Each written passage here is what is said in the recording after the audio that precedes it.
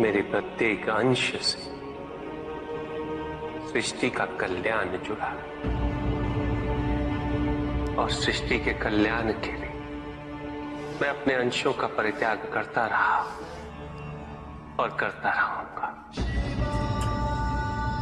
भले ही उसके लिए मुझे निर्मम और निर्दयी होना पड़े। जो अपने स्वार्थ हेतु वनस्पति और जीव जंतुओं का शोषण करे, वो कैसा मनुष्य? जो तुम कर रहे हो वो प्रकृति पर अत्याचार है, और अत्याचारी सदैव अत्याचारी ही होता है। अपनी प्राकृतिक संपदा की रक्षा करना प्रत्येक मनुष्य का उत्तरदायित्व है। चकमक पत्थर के अंदर छिपी अग्नि तभी प्रकट होती है जब कोई उस पत्थर में घर्षण उत्पन्न करता है। वैसे ही व्यक्ति में घर्षण उत्पन्न करने वाला गुरु होता है, जो अज्ञानता दूर कर मनुष्य को स्वयं से मिलाने का प्रयास करता है।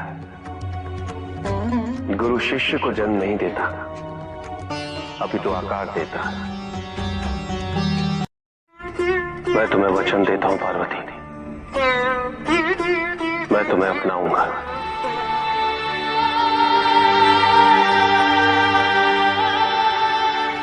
तुम्हारी तपस्या को मैं प्रशस्त करूंगा,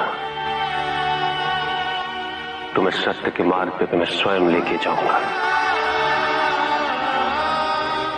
पार्वती की तपस्या ही शिव की तपस्या है। चकमक पत्थर के अंदर छिपी अग्नि तभी प्रकट होती है जब कोई उस पत्थर में घर्षण उत्पन्न करता है। वैसे ही व्यक्ति में घर्षण उत्पन्न करने वाला गुरु होता है, जो अज्ञानता दूर कर मनुष्य को स्वयं से मिलाने का प्रयास करता है। गुरु शिष्य को जन्म नहीं देता, अभी तो आकार देता है।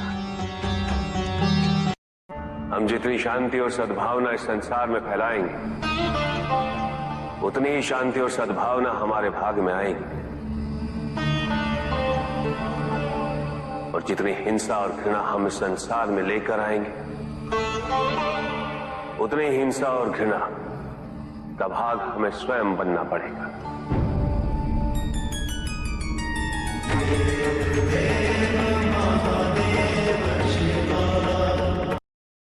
मुझे सभी भक्तों की पूजा विधि स्वीकार्य है,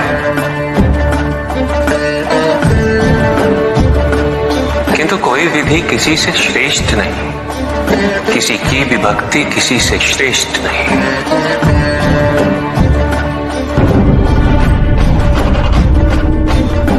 श्रेष्ठ है तो केवल उस भक्त की भक्ति जो इस क्षण भी मेरी पूजा कर रहा है। जीवन में जब भी इस प्रकार का कोई संकट उत्पन्न होता है, तो मनुष्य संपूर्ण रूप से स्वयं को ईश्वर के प्रति आश्रित कर देता है। वो स्वयं कोई प्रयास नहीं करता, वो इस भ्रम में जीने लगता है कि ईश्वर आएंगे और उसकी सहायता करेंगे, किंतु ईश्वर केवल उसी की सहायता करते हैं तो स्वयं अपनी सहायता करने का साहस करे, जो अपनी परिस्थिति को परिवर्तित करने का प्रयास करे, क्योंकि ईर्ष्यापूर्ण प्रवृत्ति व्यक्तिगत होती है। वो केवल अपने स्वार्थ, अपने उद्धार तक ही सीमित रहती है। ईर्ष्या ही वो विष है जो व्यक्ति के हृदय में ना हारने की महत्वाकांक्षा को जन्म देती। जीतने की इस व्यवस्था से ग्रसित मनुष्य धर्म अधर्म, न्याय अन्याय, उचित अनुचित का ज्ञान भूल जाता है।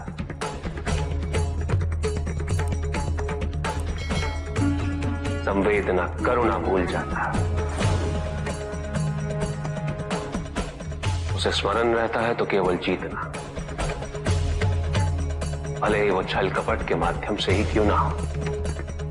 मन एक चित्र पतंगिका की भांति चंचल होता है पार्वती, कभी भी एक स्थान पर अधिक समय तक नहीं रुकता।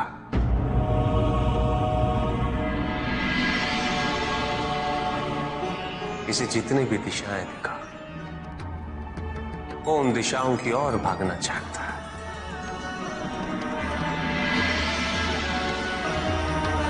जब भक्ति के मोहांत में भक्त स्वयं प्रश्न करना ही छोड़ दे, तो वो भी तो अज्ञानता ही होती है। अपने धर्म पर प्रश्न उठाने का अधिकार तो सबको है ब्रह्मदेव, क्योंकि जब तक व्यक्ति की शंकाएं दूर नहीं होती, तब तक उसका समर्पण भी पूर्ण नहीं होता। भक्ति का अभिनय भक्ति का अपमान होता है। जिस अंधकार में तुम अपने विचारों को गोपनीय रखते, वो प्रत्येक के लिए अभेद्य नहीं। जो मन में है वो वचनों में लाओ, तुम्हारे कर्मों के लिए यही हितकारी होगा। सत्य तो मुझे अति प्रिय है, और ये तुमने सत्य कहा कि ये काशी मेरी प्रिय नगरी है, किंतु काशी एक ऐसा स्थान है लुप्ता, जिसे मेरे या किसी और के संरक्षण की आवश्यकता ही नहीं,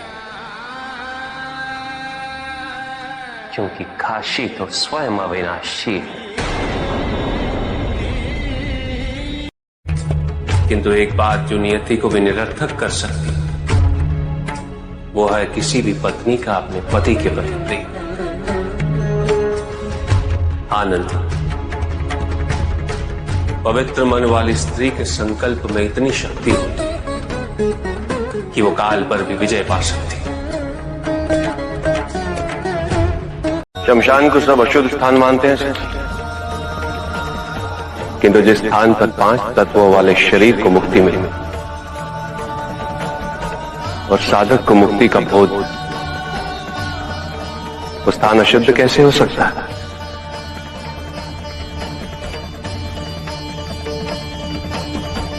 ये शमशान प्रतीक है कि शरीर के बंधनों से मुक्त होने के पश्चात ही कोई कैलाश पहुंचने के योग्य बन सकता है।